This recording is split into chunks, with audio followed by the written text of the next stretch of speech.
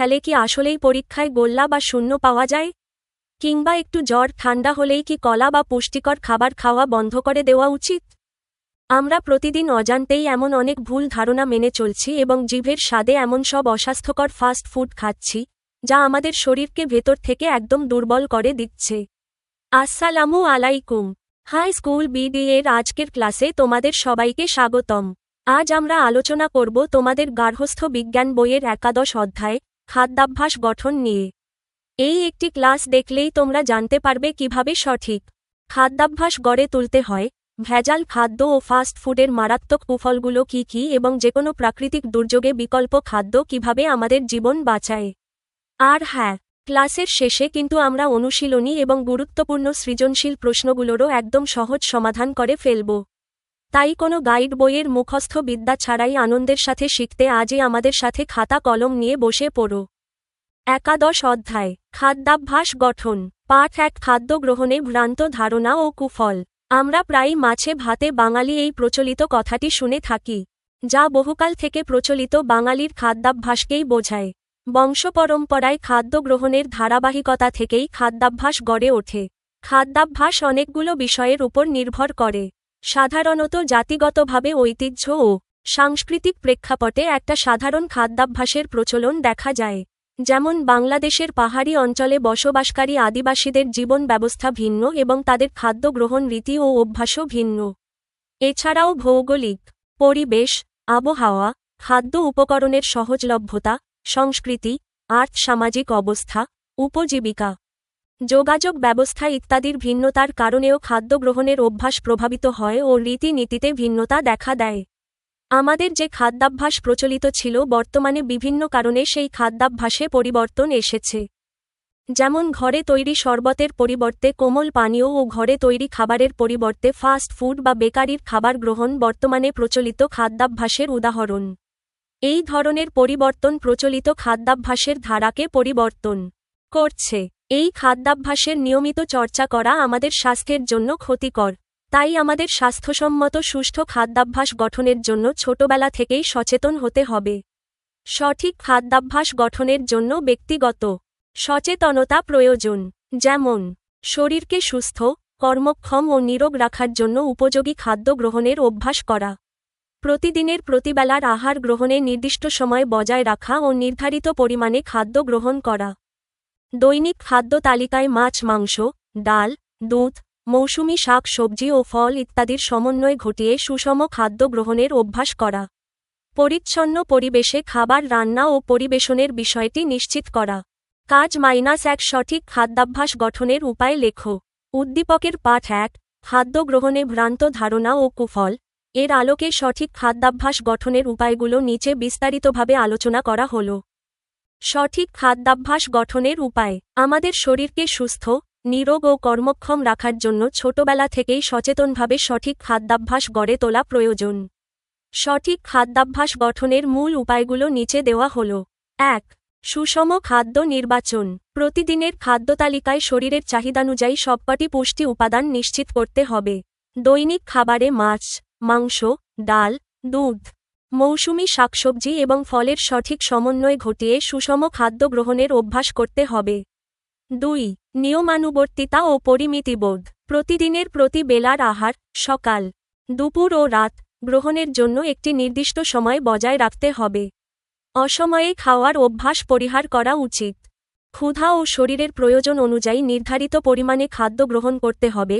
অতিরিক্ত ভোজন বা প্রয়োজনের চেয়ে কম খাওয়া দুটিই স্বাস্থ্যের জন্য ক্ষতিকর। ৩. অস্বাস্থ্যকর ও প্রক্রিয়াজাত খাবার পরিহার। আধুনিক যুগের অপসংস্কৃতি, যেমন ঘরে তৈরি শরবতের পরিবর্তে কোমল পানীয়, কোল্ড ড্রিঙ্কস এবং পুষ্টিকর খাবারের পরিবর্তে ফাস্ট ফুড, জাঙ্ক ফুড বা বেকারির খাবার নিয়মিত খাওয়ার অভ্যাস ত্যাগ করতে হবে। বাইরে বা দোকানের কৃত্রিম ও অতিরিক্ত তেল চর্বিযুক্ত খাবারের চেয়ে বাড়ির তৈরি তাজা ও পুষ্টিকর খাবারকে অগ্রাধিকার দিতে হবে। ৪. পরিচ্ছন্নতা ও স্বাস্থ্যসম্মত পরিবেশ। কেবল পুষ্টিকর খাবার খেলেই হবে না, খাবারটি যেন সম্পূর্ণ পরিচ্ছন্ন ও জীবাণুমুক্ত পরিবেশে রান্না করা হয় তা নিশ্চিত করতে হবে। খাবার পরিবেশনের পাত্র, স্থান এবং যিনি পরিবেশন করছেন তার ব্যক্তিগত পরিচ্ছন্নতার দিকেও নজর রাখা জরুরি। 5. ব্যক্তিগত সচেতনতা ও সাংস্কৃতিক ইতিবাচক পরিবর্তন। ভৌগোলিক পরিবেশ বা ঐতিহ্যগত কারণে আমাদের যে খাদ্যাভ্যাসই থাকুক না কেন, তা যেন শরীরের জন্য ক্ষতিকর না হয় সেদিকে ব্যক্তিগতভাবে সচেতন হতে হবে। বংশপরম্পরায় চলে আসা কোনো ভুল বা ভ্রান্ত খাদ্যগ্রহণ নীতি পরিহার করে বিজ্ঞানসম্মত ও স্বাস্থ্যসম্মত উপায়ে খাদ্য গ্রহণের মানসিকতা তৈরি করতে হবে। উপসংহার: সঠিক খাদ্যাভ্যাস কোনো সাময়িক বিষয় নয়, এটি একটি দীর্ঘমেয়াদী চর্চা। শৈশব থেকেই এই নিয়মগুলো মেনে চললে শরীরকে দীর্ঘকাল কর্মক্ষম ও রোগমুক্ত রাখা সম্ভব। তাপসী সচ্ছল পরিবারের মেয়ে প্রতিদিন নিজের পছন্দমতো মাছ মাংস না পেলে পেট ভরে খায় না। তার মায়েরও ধারণা পুষ্টিকর খাবার মানেই দামি খাবার। এভাবে সবসময় খাবার বেছে খাওয়ার ফলে তার শরীরের পুষ্টি চাহিদা পূরণ হয় না। ফলে সে প্রায়ই অপুষ্টিজনিত সমস্যায় আক্রান্ত হয়। অন্যদিকে সুমন ক্লাসের ভালো ছাত্র। সে পরীক্ষা দিতে যাবে। তার দাদু মনে করেন যে পরীক্ষার সময় ডিম খেলে পরীক্ষার ফলাফল ভালো হয় না। তাই তিনি সুমনকে ডিম খেতে দেন না। উপরের এই ঘটনাগুলোর মতো অনেক ঘটনাই আমাদের প্রাত্যহিক জীবনে দেখতে পাই, যেগুলোর মূলভিত্তি হল কিছু ভুল ধারণা ও বিশ্বাস। এই ধরনের ধারণাগুলোর কোনো বিজ্ঞানভিত্তিক যুক্তি নেই। খাদ্য সম্পর্কে ভ্রান্ত ধারণারই প্রতিফলন মাত্র। খাদ্য সম্পর্কিত সঠিক ধারণা না থাকার কারণে আমরা সুষম খাদ্য গ্রহণ থেকে বঞ্চিত হই। ফলে বিভিন্ন ধরনের অপুষ্টিজনিত সমস্যা দেখা দেয়। আমাদের দেশে বিভিন্ন ধরনের খাদ্য সম্পর্কিত ভ্রান্ত ধারণা রয়েছে, যেমন ডিম খেলে পরীক্ষায় ডিম পাবে বা শূন্য পাবে, কলা খেলে ঠান্ডা লাগবে, চিনি, গুড়, মিষ্টি খেলে পেটে কৃমি হয়, গর্ভবতী মা মৃগেল মাছ খেলে গর্ভস্থ শিশুর মৃগী রোগ হবে, জোড়াকলা খেলে যমজ সন্তান হবে, হাঁসের ডিম খেলে শিশুর গলা ফ্যাসফেসে হবে। এছাড়াও জ্বর, ডায়রিয়া হলে স্বাভাবিক খাবার খাওয়া যায় না। কেবল মাত্র দামি খাবার খেলেই সব সময় সুস্থ থাকা যায় ধারণাটি সম্পূর্ণই ভুল। প্রকৃতপক্ষে সঠিক বিষয়টি এর একেবারেই বিপরীত, অর্থাৎ জ্বর, ডায়রিয়া হলে চিকিৎসকের পরামর্শ অনুযায়ী ওষুধ গ্রহণের পাশাপাশি সব ধরনের স্বাভাবিক খাবার খাওয়া যায় এবং প্রতিদিন ছোট মাছ, ডাল, হলুদ ও সবুজ শাক সবজি, দেশীয় মৌসুমি ফল ইত্যাদি বিভিন্ন খাবারের সমন্বয়ে যদি সুষম খাবার খাওয়া যায় তাহলেই সুস্থ থাকা যায়। কাজ 2 খাদ্য সম্পর্কে বিভিন্ন অঞ্চলে প্রচলিত 3টি ভ্রান্ত ধারণার কুফল শ্রেণীতে উপস্থাপন করো। উদ্দীপকের আলোকে খাদ্য সম্পর্কে বিভিন্ন অঞ্চলে প্রচলিত 3টি ভ্রান্ত ধারণা এবং এগুলোর ক্ষতিকর প্রভাব বা কুফল নিচে দেওয়া হল, যা শ্রেণীতে উপস্থাপনের উপযোগী করে তৈরি করা হয়েছে। খাদ্য সম্পর্কে প্রচলিত 3টি ভ্রান্ত ধারণা ও এর কুফল। ভ্রান্ত ধারণা 1, পরীক্ষার আগে ডিম খেলে পরীক্ষায় ডিম বা শূন্য পাবে। আমাদের দেশের অনেক পরিবারেই, বিশেষ করে গ্রামাঞ্চলে বা বয়স্কদের মধ্যে বিশ্বাস রয়েছে যে পরীক্ষার দিন বা পরীক্ষার আগে ডিম খেলে শিক্ষার্থী পরীক্ষায় শূন্য পাবে। এর কুফল ও বিজ্ঞানভিত্তিক সত্য। পুষ্টি থেকে বঞ্চিত হওয়া। ডিম হল প্রথম শ্রেণীর প্রোটিনের একটি চমৎকার এবং সাশ্রয়ী উৎস।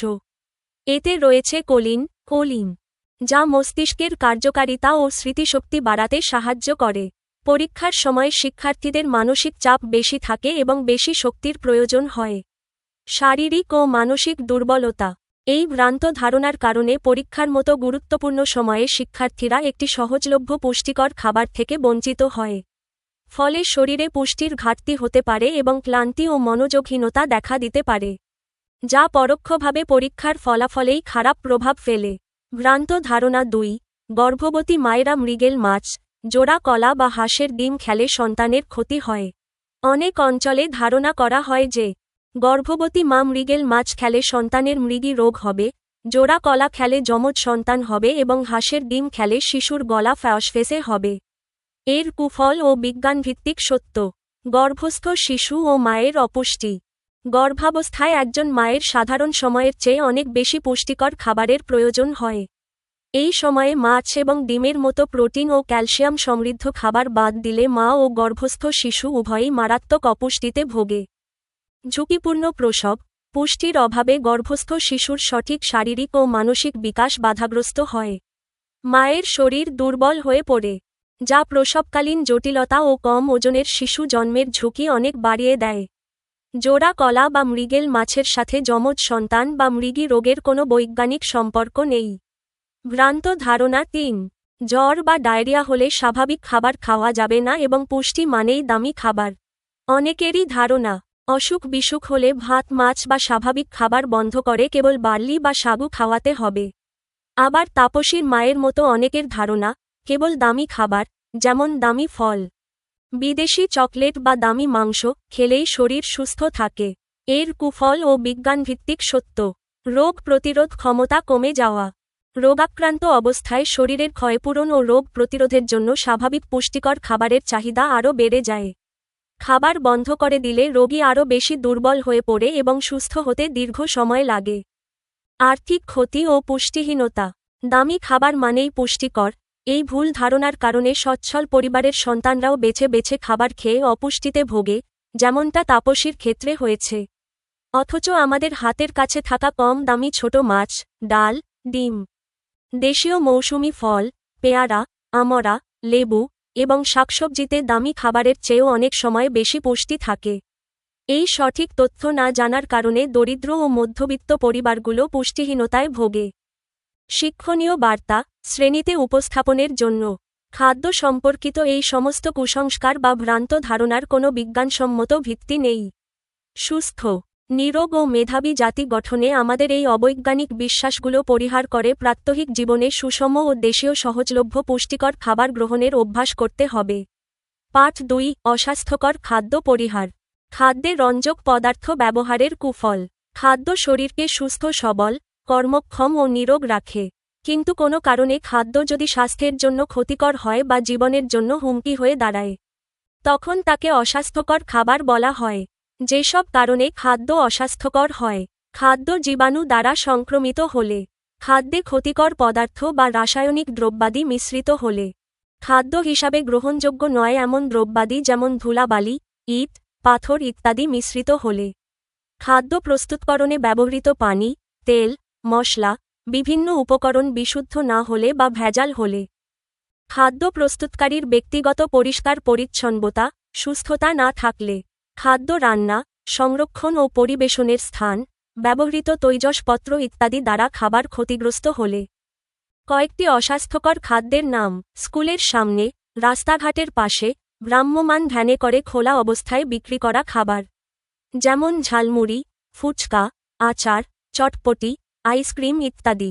রাস্তার পাশে অস্থায়ী খোলা রেস্তোরাঁয়, অপরিচ্ছন্ন পরিবেশে যেসব খাবার পাওয়া যায় যেমন পরাটা, সিঙ্গারা, সমুচা, ডালপুরি ইত্যাদি।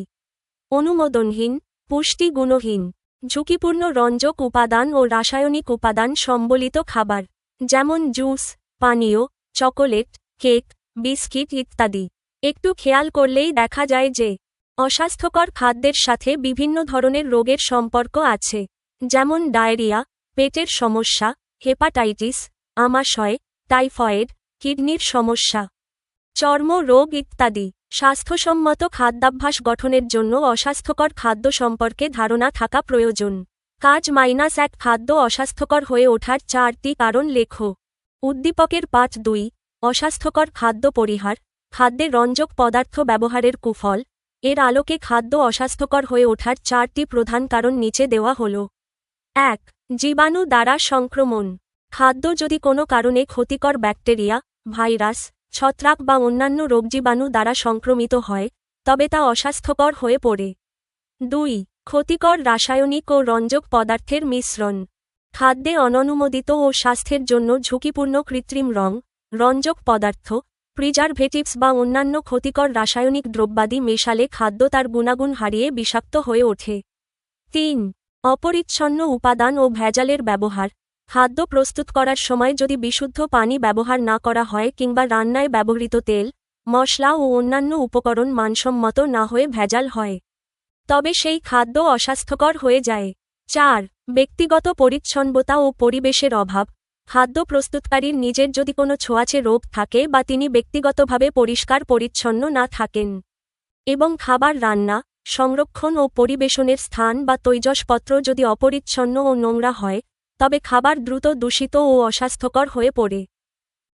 খাদ্যে রঞ্জক পদার্থ ব্যবহারের কুফল। খাদ্যকে আকর্ষণীয় করে উপস্থাপনের জন্য অনেক সময় স্বাস্থ্যসম্মত ফুডগ্রেড কালার ব্যবহার করা হয়। খাদ্যে ব্যবহৃত এইসব প্রকৃত ফুডগ্রেড কালার বেশ দামি, কিন্তু কিছু কিছু ব্যবসায়ী খাদ্যের উজ্জ্বলতা ও আকর্ষণ বাড়ানোর জন্য স্বাস্থ্যের জন্য ক্ষতিকর বিভিন্ন কৃত্রিম ও রাসায়নিক পদার্থযুক্ত সস্তা রং ব্যবহার করে। এক্ষেত্রে প্রকৃত ফুডগ্রেড কালারের পরিবর্তে টেক্সটাইল ডাই কিংবা লেদার ডাইয়ের মতো স্বাস্থ্যের জন্য ক্ষতিকর কৃত্রিম রং ব্যবহার করা হয়। পুষ্টি বিশেষজ্ঞরা মনে করেন খাবারের রং উজ্জ্বল করে উন্নত করার জন্য খুব সামান্য পরিমাণে খাওয়ার রং, ফুডগ্রেড কালার, ব্যবহার করা যায়। যেমন lemon squash, pine Apple squash, green mango squash. বিভিন্ন ধরনের জুস তৈরিতে সামান্য রং দিলে এর ফ্যাকাশে ভাব দূর হয়। কিন্তু বিভিন্ন কৃত্রিম ও রাসায়নিক পদার্থযুক্ত সস্তা রং খাবারে কোনোভাবেই ব্যবহার করা উচিত নয়। কারণ এগুলো শরীরের জন্য মারাত্মক ক্ষতিকর। প্রকৃতপক্ষে প্রাকৃতিকভাবে খাদ্যে যে রং থাকে তাই আমাদের জন্য স্বাস্থ্যসম্মত ও উপকারী। কৃত্রিম রংযুক্ত ক্রিম, ফল ইত্যাদি দিয়ে সাজানো খাবার স্বাস্থ্যসম্মত নয়। রাস্তাঘাট, হোটেল, রেস্তোরাঁ, বেকারি, দোকান, ভ্যান গাড়ি ইত্যাদি স্থানে যেসব কৃত্রিম রংযুক্ত বিভিন্ন খাবার পাওয়া যায়, সেগুলো পরিহার করাই স্বাস্থ্যের জন্য নিরাপদ। কৃত্রিম রংযুক্ত খাদ্য গ্রহণের ফলে বদহজম, ডায়রিয়া, চামড়ার সমস্যা ইত্যাদি হয়। এছাড়াও দীর্ঘমেয়াদী স্বাস্থ্য সমস্যা যেমন লিভার ও কিডনির রোগ, ক্যান্সার ইত্যাদি রোগ সৃষ্টি হতে পারে। কাজ -2 রং ব্যবহার হয় এমন কয়েকটি খাবারের নাম তালিকা করো। উদ্দীপকের পাঠের আলোকে আকর্ষণ বাড়ানোর জন্য কৃত্রিম বা ফুডগ্রেড রং ব্যবহার করা হয় এমন কয়েকটি খাবারের তালিকা নিচে দেওয়া হল। বিভিন্ন ধরনের জুস ও পানীয়, কৃত্রিম বা ফুডগ্রেড রংযুক্ত জুস, যেমন lemon squash, pineapple squash, green mango squash এবং কোমল পানীয়। বেকারি আইটেম, উজ্জ্বল রঙের ক্রিম দেওয়া কেক, পেস্ট্রি, রঙিন বিস্কুট এবং কুকিজ। মিষ্টান্ন ও চকলেট, বিভিন্ন রঙের মিষ্টি, জিলাপি, চকোলেট, ললিপপ এবং ক্যান্ডি। রাস্তাঘাট ও দোকানের খোলা খাবার, আইসক্রিম, রঙিন বরফ গোলা, চটপটি ও ফুচকার টক এবং আচার। বিশেষ দ্রষ্টব্য: খাবারের ফ্যাকাশে ভাব দূর করতে সামান্য ফুডগ্রেড কালার ব্যবহারের নিয়ম থাকলেও সস্তা ও ক্ষতিকর টেক্সটাইল বা লেদার ডাইযুক্ত খাবারগুলো সবসময় পরিহার করা উচিত। পাঠ 3: ভেজাল খাদ্য গ্রহণের কুফল।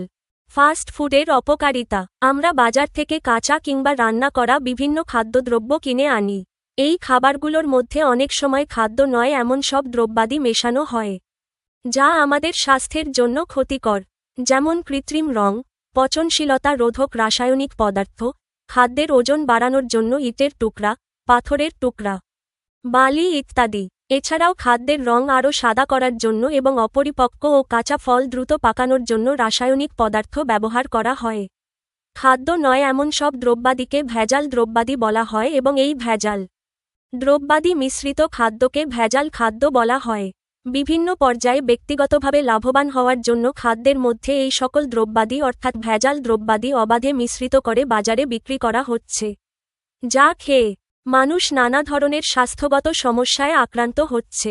খাদ্যের মধ্যে যেসব ভেজাল দ্রব্যাদি মেশানো হয়: কাঁচা মাছ, পাকা ফল, সতেজ রাখতে ফরমালিন, দুধ, চিনি ইত্যাদিতে সাদা ভাব আনার জন্য হাইড্রোজ, অপরিণত ফলমূল পাকানোর জন্য কার্বাইড, মুড়ি আরও সাদা করার জন্য ও আকার বড় ও সুন্দর করার জন্য ইউরিয়া, গুঁড়া মশলার মধ্যে কৃত্রিম রং, ইটের গুঁড়া ইত্যাদি, ভাজার জন্য পাম অয়েল, পশুর চর্বি কিংবা অন্য গলনশীল চর্বি ব্যবহার।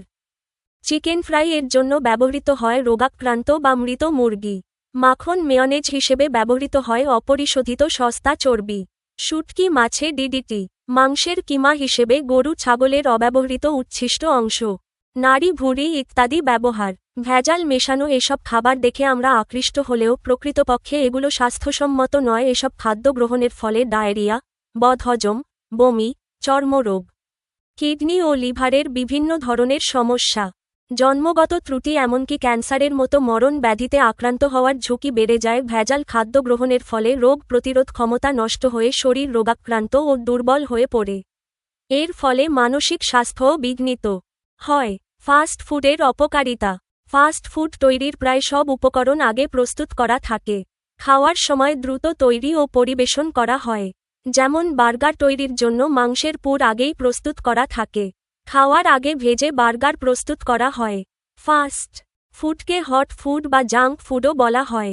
কয়েকটি ফাস্ট ফুডের নাম হল বিভিন্ন ধরনের বার্গার, স্যান্ডউইচ, শর্মা, fried chicken, French fried, pizza, hot dog, নান রুটি, কাবাব, ফালুদা, ফুচকা, আইসক্রিম, কোমল পানীয়, লাচ্ছি ইত্যাদি। ফাস্ট ফুড যেসব কারণে অস্বাস্থ্যকর হয়। ভাজার কাজে যে তেল ব্যবহার করা হয় তা যদি বারবার ব্যবহার করা হয় তাহলে তাতে বিষাক্ত, টক্সিক পদার্থ তৈরি হয়। ব্যবহৃত কাঁচামাল যেমন ময়দা, মশলা, রং ইত্যাদি বিশুদ্ধ ও পুষ্টিমানসম্পন্ন না হলে, বেঁচে যাওয়া পচা, বাসি উপকরণ বারবার ব্যবহার করা হলে, খাদ্য প্রস্তুত করার স্থান ও প্রস্তুতকারীর ব্যক্তিগত পরিচ্ছন্নতা রক্ষা করা না হলে, খাদ্য পরিবেশনের সরঞ্জামাদি জীবাণুমুক্ত না হলে, রন্ধন স্থানের পয়ঃনিষ্কাশনের সুব্যবস্থা না থাকলে, ফাস্ট ফুডের সাথে কোমল পানীয়, আইসক্রিম, লাচ্ছি ইত্যাদি সরবরাহ করা হয়। কোমল পানীয়তে কার্বোনেটেডের মাত্রা বেশি হওয়ায় এবং আইসক্রিমে ব্যবহৃত দুধ, অ্যাসেন্স ও রং, খাদ্যের সুগন্ধি দ্রব্য এবং ফুড কালার ইত্যাদির বিশুদ্ধতার অভাব শরীরের জন্য ঝুঁকিপূর্ণ। নিয়মিত ফাস্ট ফুড খেলে নিম্নরূপ স্বাস্থ্যগত সমস্যা দেখা দেয়: ওজন বৃদ্ধি পায়, বুক জ্বালাপোড়া করে, বদহজম হতে পারে, দীর্ঘমেয়াদী অপুষ্টির প্রভাব সৃষ্টি হয়, বিভিন্ন ধরনের খাদ্য ও পানিবাহিত রোগের সৃষ্টি হতে পারে। কাজ 1 ফাস্ট ফুডের অপকারিতা সম্পর্কে লেখো। উদ্দীপকের পাঠ 3, ভেজাল খাদ্য গ্রহণের কুফল, ফাস্ট ফুডের অপকারিতা। এর আলোকে ফাস্ট ফুডের অপকারিতা ও এর ক্ষতিকর প্রভাবগুলো নিচে বিস্তারিতভাবে আলোচনা করা হল। ফাস্ট ফুডের অপকারিতা। ফাস্ট ফুড বা জাঙ্ক ফুড, হট ফুড, যেমন burger, sandwich, fried chicken, French fry, pizza ইত্যাদি খাবারগুলো খেতে অত্যন্ত সুস্বাদু ও আকর্ষণীয় হলেও নিয়মিত এগুলো গ্রহণ করা আমাদের শরীরের জন্য মারাত্মক ক্ষতিকর। ফাস্ট ফুডের প্রধান অপকারিতা ও ক্ষতিকর দিকগুলো নিচে দেওয়া হল। 1. মারাত্মক স্বাস্থ্যগত সমস্যা সৃষ্টি। নিয়মিত ফাস্ট ফুড খাওয়ার ফলে শরীরে তাৎক্ষণিক ও দীর্ঘমেয়াদী নানা রোগব্যাধি যেমন ওজন বৃদ্ধি ও স্থূলতা। ফাস্ট ফুডে প্রচুর পরিমাণে অতি তেল ও ক্যালোরি থাকে, যা খুব দ্রুত শরীরের ওজন বাড়িয়ে দেয় এবং স্থূলতার সৃষ্টি। হজম প্রক্রিয়ার ক্ষতি। এগুলো খাওয়ার ফলে প্রায়ই বদহজম, পেট ফাঁক, জ্বালাপোড়ার মতো সমস্যা দেখা দেয়। দীর্ঘমেয়াদী অপুষ্টি। ফাস্ট ফুডে স্বাদ বেশি থাকলেও প্রয়োজনীয় ভিটামিন, খনিজ লবণ বা আঁশ, ফাইবার থাকে না। ফলে নিয়মিত এগুলো খেলে শরীরে দীর্ঘমেয়াদী অপুষ্টির প্রভাব সৃষ্টি হয়। খাদ্য ও পানিবাহিত রোগ। ফাস্ট ফুডের সাথে সাধারণত কোমল পানীয়, আইসক্রিম বা লাচ্ছি খাওয়া হয়। এগুলোতে কার্বোনেটের মাত্রা বেশি থাকে এবং ব্যবহৃত রং বা সুগন্ধির বিশুদ্ধতার অভাবে ডায়রিয়া, আমাশয় বা পেটের পীড়ার মতো খাদ্য ও পানিবাহিত রোগ হতে পারে। 2. অস্বাস্থ্যকর ও বিষাক্ত উপাদানের প্রবেশ। ফাস্ট ফুড যেভাবে তৈরি করা হয় তার প্রক্রিয়াটি শরীরের জন্য অত্যন্ত ঝুঁকিপূর্ণ। টক্সিক বা বিষাক্ত পদার্থ। ফাস্ট ফুড ভাজার কাজে একই তেল বারবার ব্যবহার করা হয়। পোড়া তেল বারবার গরম করার ফলে তাতে ক্ষতিকর টক্সিক বা বিষাক্ত পদার্থ তৈরি হয়, যা হৃদরোগ ও ক্যান্সারের ঝুঁকি বাড়ায়। বাসি ও নিম্নমানের কাঁচামাল। অনেক সময় ফাস্ট ফুড তৈরিতে বেঁচে যাওয়া পচা বাসি উপকরণ এবং সস্তা, অনিরাপদ রাসায়নিক ও কৃত্রিম রং ব্যবহার করা হয়, যা লিভার ও কিডনির ক্ষতি করে। 3. জীবাণুর সংক্রমণ ও অপরিচ্ছন্নতা। ফাস্ট ফুড প্রস্তুত করার স্থান, রন্ধনশালার পয়ঃনিষ্কাশন ব্যবস্থা এবং প্রস্তুতকারীর ব্যক্তিগত পরিচ্ছন্নতার অভাব থাকলে খাবার সহজেই জীবাণু দ্বারা সংক্রমিত হয়। খাবার পরিবেশনের জন্য ব্যবহৃত সরঞ্জাম বা থালা বাসন জীবাণুমুক্ত না হলে তা থেকে নানা রকম ছোঁয়াচে রোগ ছড়াতে পারে। সতর্ক বার্তা। ফাস্ট ফুড আমাদের সাময়িক জিভের স্বাদ মেটালেও তা শরীরের রোগ প্রতিরোধ ক্ষমতাকে ধীরে ধীরে ধ্বংস করে দেয়। তাই সুস্থ ও কর্মক্ষম থাকতে ফাস্ট ফুড বা জাঙ্ক ফুড সম্পূর্ণ পরিহার করে ঘরে তৈরি তাজা ও পুষ্টিকর খাবার খাওয়ার অভ্যাস করা উচিত। পার্ট 4, বিকল্প খাদ্য, স্বাস্থ্য রক্ষায় শারীরিক শ্রম ও ব্যায়াম। আমরা আমাদের ক্ষুধা নিবারণের জন্য প্রতিদিন বিভিন্ন খাবার গ্রহণ করি। অনেক সময় অবস্থার পরিবর্তনের প্রেক্ষিতে সেই সব প্রচলিত খাবার গ্রহণ করা আমাদের পক্ষে সম্ভব হয় না। তখন আমাদেরকে প্রচলিত খাবারের পরিবর্তে অন্য খাবার গ্রহণ করতে হয়। যেমন ভ্রমণকালীন সময়ে ভাতের পরিবর্তে আলাদা বিভিন্ন ধরনের শুকনা খাবার খাওয়া হয়। প্রাকৃতিক দুর্যোগ যেমন ঘূর্ণিঝড়, জলোচ্ছ্বাস কিংবা ভূমিকম্প হলে তখন জীবনের স্বাভাবিক গতিশীলতা থাকে না। দুর্যোগ আক্রান্ত জনগোষ্ঠী নিজেদের বাড়িঘর ছেড়ে নিরাপদ স্থানে আশ্রয় গ্রহণ করে। স্বাভাবিক রান্না খাওয়া তখন প্রায় অসম্ভব হয়ে পড়ে। এই ধরনের জরুরি পরিস্থিতিতে যেসব খাদ্যসামগ্রী গ্রহণ করা হয় সেগুলোই হচ্ছে বিকল্প খাদ্য। যেমন চিড়া, মুড়ি, চাল ভাজা, মোয়া, গুড়, বিস্কুট, খেজুর ইত্যাদি। যে কোনো অবস্থায় পানীয় জল ছাড়া চলে না, তাই বোতলজাত বিশুদ্ধ পানীয়, ডাব, নারিকেলের পানি অন্যতম বিকল্প খাদ্য। আবার ঝড়, বন্যার সময় পানি ফুটিয়ে বিশুদ্ধ করার পরিবর্তে পানি বিশুদ্ধকরণ ট্যাবলেট বা ফিটকিরি ব্যবহার করে বিশুদ্ধ পানির বিকল্প ব্যবস্থা করা যেতে পারে। কাজ -1 বিকল্প খাদ্য সম্পর্কে জানা প্রয়োজন কেন লেখো। উদ্দীপকের পাঠ 4, বিকল্প খাদ্য, স্বাস্থ্য রক্ষায় শারীরিক শ্রম ও ব্যায়াম, এর আলোকে বিকল্প খাদ্য সম্পর্কে জানা কেন প্রয়োজন, তা নিচে বিস্তারিতভাবে আলোচনা করা হল। বিকল্প খাদ্য সম্পর্কে জানা প্রয়োজনীয় কেন? আমাদের জীবনের স্বাভাবিক গতিশীলতা সবসময় একরকম থাকে না। পরিস্থিতি ও পরিবেশের পরিবর্তনের সাথে সাথে খাদ্য গ্রহণের সুযোগ ও উপায়ও পরিবর্তন আসে।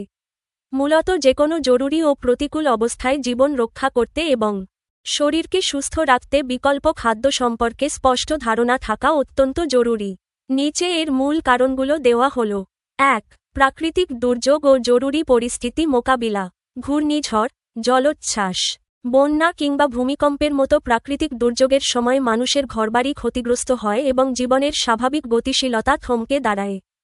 এই ধরনের জরুরি পরিস্থিতিতে চুলা জ্বালিয়ে ভাত তরকারি রান্না করা প্রায় অসম্ভব হয়ে পড়ে।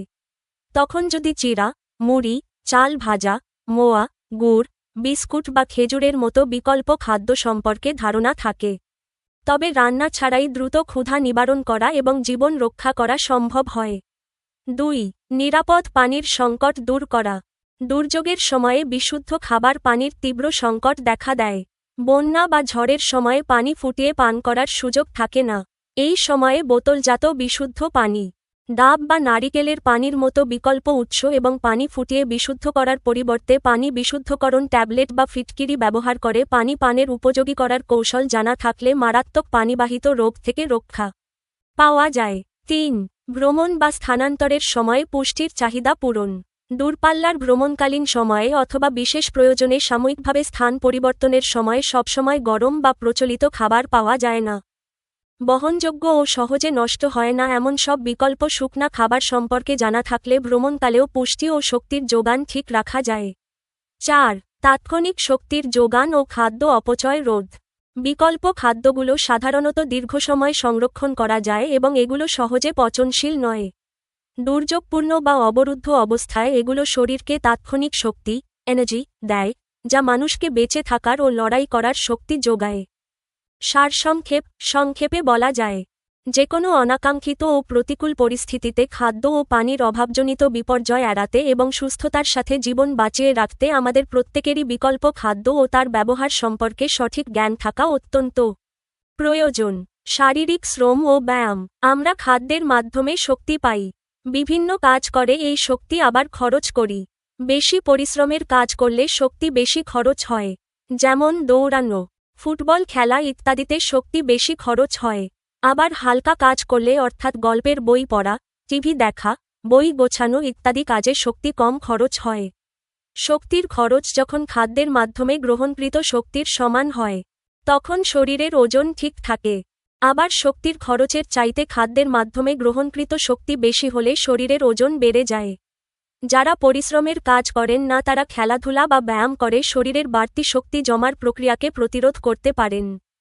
নিয়মিত পরিশ্রম, ব্যায়াম, খেলাধুলা করার উপকারিতাগুলো: ঘুম ভালো হয়, ক্ষুধা যথাযথ থাকে, ওজন স্বাভাবিক থাকে, পেশির সঞ্চালন ক্ষমতা বৃদ্ধি পায়, রক্ত সঞ্চালন ক্ষমতা বৃদ্ধি পায়, শিশুদের দৈহিক গঠন সুদৃঢ় হয়, মন প্রফুল্ল থাকে, কর্ম উদ্দীপনা বজায় থাকে, ওজনাধিক্যের ফলে সৃষ্ট রোগের ঝুঁকি কম থাকে। কয়েকটি শারীরিক শ্রম ও ব্যায়াম: পায়ে হেঁটে স্কুলে যাতায়াত, সাঁতার কাটা, অন্যান্য ব্যায়াম, সিঁড়ি বেয়ে উপরে ওঠা, দৈনন্দিন কাজগুলো নিজে করা, বাগান করা, ক্রিকেট, ফুটবল, ব্যাডমিন্টন ইত্যাদি খেলা। কাজ -2 তোমার জন্য উপযুক্ত 3টি শারীরিক শ্রম ও ব্যায়াম উল্লেখ করো। আমার প্রাত্যহিক জীবনযাত্রার সাথে মিল রেখে শরীরকে সুস্থ, প্রফুল্ল ও কর্মক্ষম রাখার জন্য নিচে আমার উপযোগী 3টি শারীরিক শ্রম ও ব্যায়ামের কথা উল্লেখ করা হল। আমার জন্য উপযুক্ত 3টি শারীরিক শ্রম ও ব্যায়াম: 1. পায়ে হেঁটে যাতায়াত করা বা হেঁটে চলাচল। বর্ণনা: প্রতিদিনের যাতায়াতে রিকশা বা গাড়ির ওপর নির্ভরতা কমিয়ে কাছাকাছি দূরত্বের জায়গায়, যেমন স্কুল, কোচিং, বাজার বা লাইব্রেরি, হেঁটে যাতায়াত করা। উপকারিতা: এটি সবচেয়ে সহজ ও চমৎকার একটি অ্যারোবিক ব্যায়াম। প্রতিদিন 20-30 মিনিট হাঁটার ফলে শরীরের রক্ত সঞ্চালন বৃদ্ধি পায় এবং অতিরিক্ত ক্যালোরি বা শক্তি খরচ হয়ে ওজন নিয়ন্ত্রণে থাকে। 2. সিঁড়ি বেয়ে উপরে ওঠা এবং দৈনিক কাজ নিজে করা। বর্ণনা: লিফট ব্যবহার না করে বাসা, স্কুল বা অফিসের সিঁড়ি বেয়ে উপরে ওঠা। সেই সাথে নিজের ব্যক্তিগত কাজগুলো, যেমন নিজের ঘর গোছানো, বইয়ের তাক পরিষ্কার করা, কাপড় গোছানো ইত্যাদি, নিজে করা। উপকারিতা: সিঁড়ি দিয়ে ওঠানামা করলে পায়ের পেশির সঞ্চালন ক্ষমতা ও শক্তি বৃদ্ধি পায় এবং ফুসফুসের কার্যকারিতা বাড়ে। ঘরের ছোটখাটো কাজ নিজে করলে অলসতা দূর হয় এবং শরীরে কর্ম উদ্দীপনা বজায় থাকে। 3. কোনো একটি খেলাধুলা, যেমন ব্যাডমিন্টন, ফুটবল বা ক্রিকেট, বা বাগান করা। বর্ণনা: বিকেলে বা অবসরে বন্ধুদের সাথে ব্যাডমিন্টন, ফুটবল বা ক্রিকেটের মতো কোনো আউটডোর খেলায় অংশ নেওয়া অথবা বাড়ির আঙিনায় বা ছাদে টবে বাগান করা। উপকারিতা: খেলাধুলার মাধ্যমে প্রচুর পরিমাণে শারীরিক পরিশ্রম হয়, যা রাতে ভালো ঘুমে সাহায্য করে এবং শিশুদের দৈহিক গঠন সুদৃঢ় করে। এছাড়া বাগান করা বা খেলাধুলার ফলে মন প্রফুল্ল থাকে এবং মানসিক ক্লান্তি দূর হয়। অনুসিদ্ধান্ত: আমরা খাদ্যের মাধ্যমে যে শক্তি পাই, তা সঠিকভাবে খরচ না করলে শরীরের ওজন বেড়ে নানা রোগের ঝুঁকি তৈরি হয়। প্রতিদিন এই 3টি অভ্যাস বজায় রাখলে বাড়তি শক্তি জমার প্রক্রিয়াটি প্রতিরোধ করা সহজ হবে। অনুশীলনী: বহু নির্বাচনী প্রশ্ন। 1. পানি বিশুদ্ধ করতে কোনটি ব্যবহার করা হয়? উত্তর: ক. ফিটকিরি। পাঠ 4 অনুযায়ী, ঝড়, বন্যার সময় পানি বিশুদ্ধকরণ ট্যাবলেট বা ফিটকিরি ব্যবহার করে বিশুদ্ধ পানির বিকল্প ব্যবস্থা করা যেতে পারে। 2. কোনটি বিকল্প খাদ্য? উত্তর: ঘ. মুড়ি, গুড়। পাঠ 4 অনুযায়ী, প্রাকৃতিক দুর্যোগ বা জরুরি পরিস্থিতিতে যেসব খাদ্যসামগ্রী গ্রহণ করা হয়, সেগুলোই হচ্ছে বিকল্প খাদ্য, যেমন চিড়া, মুড়ি, গুড়, বিস্কুট ইত্যাদি। নিচের অনুচ্ছেদটি পড়ো এবং 3 নং ও 4 নং প্রশ্নের উত্তর দাও। সুনন্দার ভাইয়ের বয়স 9 মাস। ইদানিং তার বর্ধন ভালো হচ্ছে না। প্রথম 6 মাস পর্যন্ত তার বর্ধন ভালোভাবেই হচ্ছিল। 6 মাসের পর সুনন্দার মা বাচ্চাকে খিচুড়ি খাওয়াতে চাইলে সুনন্দার দাদি বাধা দিয়ে বলেন, খিচুড়ি খেলে বাচ্চার পেট বড় হয়ে যাবে। 3. সুনন্দার দাদির খাদ্য সম্পর্কে মন্তব্যটি। উত্তর: ঘ. ভ্রান্ত ধারণা। ব্যাখ্যা: শিশুদের 6 মাস বয়সের পর মায়ের দুধের পাশাপাশি খিচুড়ির মতো পুষ্টিকর ও সুষম সুজি বা নরম খাবার দেওয়া অত্যন্ত জরুরি। খিচুড়ি খেলে বাচ্চার পেট বড় হয়ে যাবে, এই ধারণার কোনো বৈজ্ঞানিক ভিত্তি নেই। এটি সমাজ বা অঞ্চলে প্রচলিত একটি কুসংস্কার বা ভ্রান্ত ধারণা। 8. সুনন্দার ভাইয়ের বর্ধন ভালো না হওয়ার কারণ। আই. প্রয়োজনীয় পুষ্টি উপাদানের অভাব। ই. পর্যাপ্ত খাদ্যের অভাব। ই. সুষম খাদ্যের অভাব। নিচের কোনটি সঠিক? উত্তর: ঘ. আই, ই ও ই। ব্যাখ্যা: শিশুর বয়স 6 মাস পার হওয়ার পর তার স্বাভাবিক বৃদ্ধির জন্য শুধুমাত্র মায়ের দুধ পর্যাপ্ত নয়। এই সময়ে তাকে পরিপূরক ও সুষম খাদ্য, যেমন খিচুড়ি, না দেওয়ার কারণে তার শরীরে প্রয়োজনীয় পুষ্টি উপাদান ও পর্যাপ্ত খাদ্যের অভাব ঘটেছে। ফলে তার শারীরিক বর্ধন বা বৃদ্ধি ব্যাহত হচ্ছে। সৃজনশীল প্রশ্ন। ক. কোন ধরনের কাজ করলে বেশি শক্তি খরচ হয়? উত্তর: বেশি পরিশ্রমের বা ভারী কাজ করলে শরীরে বেশি শক্তি খরচ হয়, যেমন দৌড়ানো, ফুটবল বা ক্রিকেট খেলা, সাঁতার কাটা, সিঁড়ি বেয়ে উপরে ওঠা ইত্যাদি। খ. জীবাণুযুক্ত খাবার পরিহার করা প্রয়োজন কেন? উত্তর: জীবাণুযুক্ত খাবার পরিহার করা প্রয়োজন কারণ এই ধরনের খাবার গ্রহণ করলে আমাদের শরীর দ্রুত রোগাক্রান্ত ও দুর্বল হয়ে পড়ে। খাদ্য যদি ক্ষতিকর ব্যাকটেরিয়া, ভাইরাস বা ছত্রাক দ্বারা সংক্রমিত হয়, তবে তা শরীরে প্রবেশ করে মারাত্মক স্বাস্থ্যগত সমস্যা তৈরি করে। জীবাণুযুক্ত খাবার খাওয়ার ফলে ডায়রিয়া, আমাশয়, টাইফয়েড, হেপাটাইটিস, জন্ডিস এবং পেটের নানাবিধ জটিল রোগ হতে পারে। দীর্ঘমেয়াদে এটি শরীরের রোগ প্রতিরোধ ক্ষমতা সম্পূর্ণরূপে নষ্ট করে দেয়। তাই শরীরকে সুস্থ, নিরোগ ও কর্মক্ষম রাখতে জীবাণুযুক্ত খাবার পরিহার করা একান্ত জরুরি। 1. এপার বয়স 14 বছর। প্রতিদিন সে নাস্তা না খেয়ে স্কুলে যায়। টিফিনে Sharma, burger, cold drinks, ice cream ইত্যাদি খেয়ে থাকে। দুপুরের খাবার খেতে খেতে তার বিকেল হয়ে যায়। সে বয়স অনুপাতে মোটা হয়ে গেছে। তার বুক জ্বালাপোড়ার সমস্যাও দেখা যাচ্ছে। এপার শারীরিক সমস্যার কারণ ব্যাখ্যা করো। উদ্দীপকের এপার শারীরিক সমস্যার অতিরিক্ত ওজন বৃদ্ধি ও বুক জ্বালাপোড়া প্রধান কারণ হল তার অস্বাস্থ্যকর খাদ্যাভ্যাস এবং নিয়মিত ফাস্ট ফুড ও কোমল পানীয় গ্রহণ করা। পাঠের আলোকে এপার শারীরিক সমস্যার কারণগুলো নিচে বিস্তারিতভাবে ব্যাখ্যা করা হল। নিয়মিত ফাস্ট ফুড ও জাঙ্ক ফুড গ্রহণ। এপা প্রতিদিন টিফিনে শর্মা, বার্গার ও ফ্রাইড চিকেনের মতো ফাস্ট ফুড খাচ্ছে। ফাস্ট ফুড তৈরিতে প্রচুর পরিমাণে অতিরিক্ত চর্বি, ডালডা, তেল ও ক্যালোরি ব্যবহার করা হয়। এই উচ্চ ক্যালোরিযুক্ত খাবার শরীরে চর্বি হিসেবে জমা হয়। যেহেতু এপা নিয়মিত এই খাবারগুলো খাচ্ছে, তাই তার বয়স অনুপাতে ওজন অনেক বেড়ে গেছে এবং সে মোটা হয়ে গেছে। কোমল পানীয় ও আইসক্রিমের ক্ষতিকর প্রভাব। ফাস্ট ফুডের সাথে এপা নিয়মিত কোল্ড ড্রিঙ্কস, কোমল পানীয় ও আইসক্রিম খাচ্ছে। কোমল পানীয়তে কার্বোনেটের মাত্রা এবং চিনির পরিমাণ অনেক বেশি থাকে। এটি হজম প্রক্রিয়াকে ব্যাহত করে, যার ফলে তার বুক জ্বালাপোড়া এবং বদহজমের মতো সমস্যা দেখা দিচ্ছে। খাবার গ্রহণে নিয়মানুবর্তিতার অভাব। এপা সকালে নাস্তা না খেয়ে স্কুলে যায় এবং দুপুরের খাবার খেতে খেতে তার বিকেল হয়ে যায়। পাঠ 1 অনুযায়ী শরীর সুস্থ রাখতে প্রতিদিনের প্রতি বেলার আহার নির্দিষ্ট সময়ে গ্রহণ করা উচিত।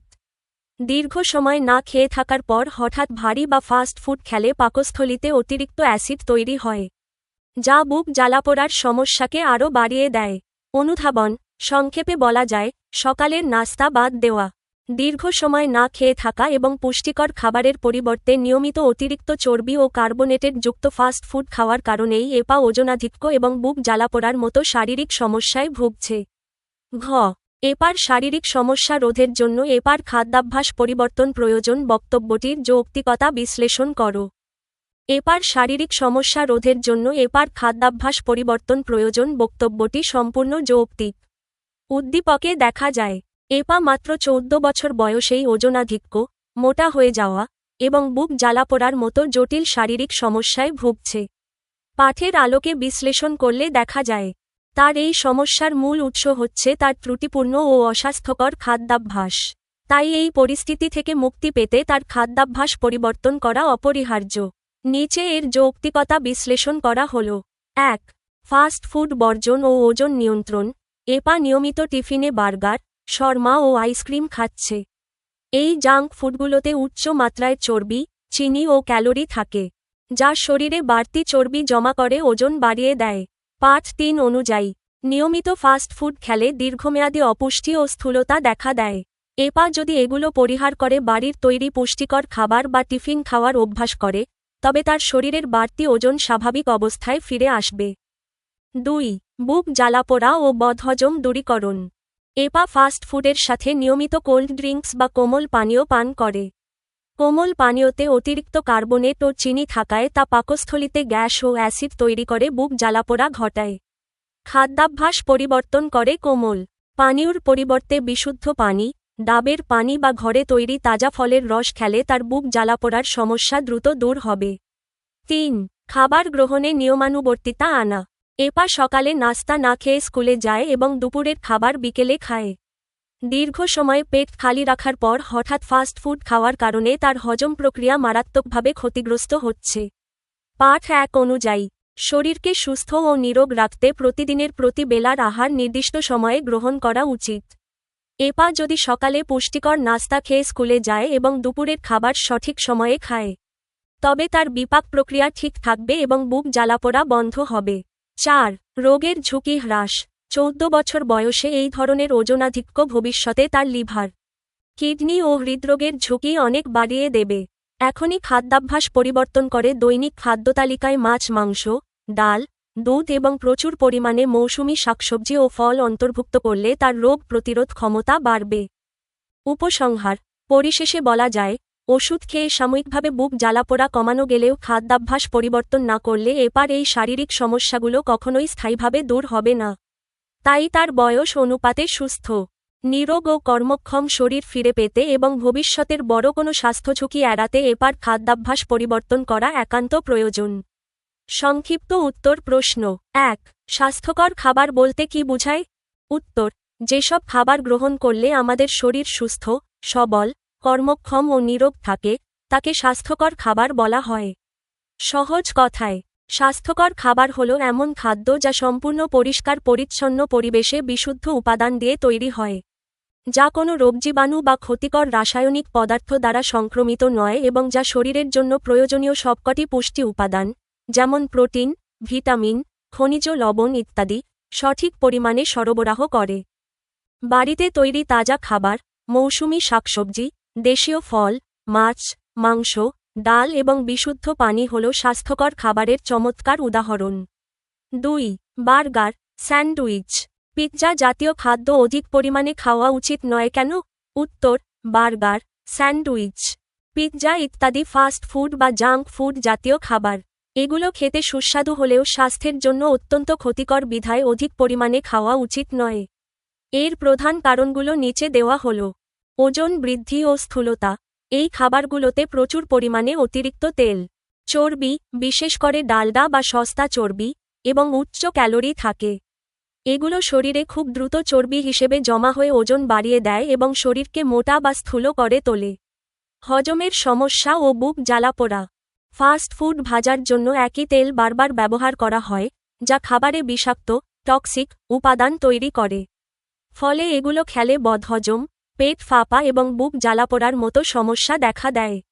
দীর্ঘমেয়াদী অপুষ্টি। এই খাবারগুলোতে স্বাদ বাড়াতে অনেক মশলা ও রাসায়নিক ব্যবহার করা হলেও শরীরের জন্য প্রয়োজনীয় ভিটামিন, খনিজ লবণ কিংবা আঁশ, ফাইবার প্রায় থাকেই না। ফলে এগুলো বেশি খেলে শরীর প্রয়োজনীয় পুষ্টি থেকে বঞ্চিত হয়। জটিল রোগের ঝুঁকি। নিয়মিত ও অতিরিক্ত পরিমাণে ফাস্ট ফুড খেলে কম বয়সেই লিভার, কিডনির ক্ষতি, উচ্চ রক্তচাপ এবং ক্যান্সারের মতো মারাত্মক মরণব্যাধির ঝুঁকি অনেক বেড়ে যায়। তাই শরীরকে সুস্থ, সতেজ ও দীর্ঘকাল রোগমুক্ত রাখতে এই ধরনের খাবার এড়িয়ে চলাই শ্রেয়। 3. কোন খাদ্যগুলোকে ভেজাল খাদ্য বলা হয়? ব্যাখ্যা করো। উত্তর: যেসব খাদ্যের মধ্যে প্রাকৃতিকভাবে প্রাপ্ত মূল উপাদানের বাইরে অসৎ উদ্দেশ্যে অন্য কোনো বাহ্যিক, অপ্রয়োজনীয় কিংবা স্বাস্থ্যের জন্য ক্ষতিকর দ্রব্য মেশানো হয়, সেগুলাকে ভেজাল খাদ্য বলা হয়। সহজ কথায়, অধিক মুনাফা লাভের আশায় খাদ্যের স্বাভাবিক গুণাগুণ নষ্ট করে যখন তাতে খাদ্য নয় এমন কোনো উপাদান যোগ করা হয়, তখনই তা ভেজাল খাদ্যে পরিণত হয়। ভেজাল খাদ্যের বিস্তারিত ব্যাখ্যা।